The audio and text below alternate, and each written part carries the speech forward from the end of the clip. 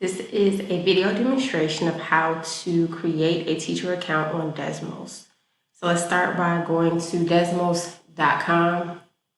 Your screen should look just like mine. We want to go to sign up. Once you go to sign up, we're going to go to email address. You're going to put your district email in here. So I'm going to use Mr. Sweet just for the sake of demonstration.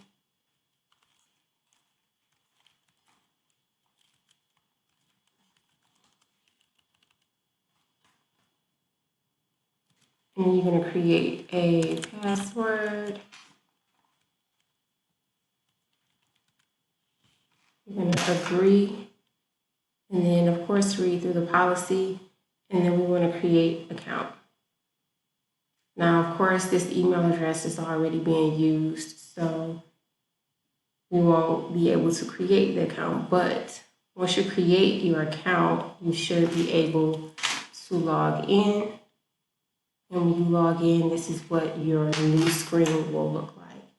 You'll know that you're logged in when you see your name up here in the upper right-hand corner.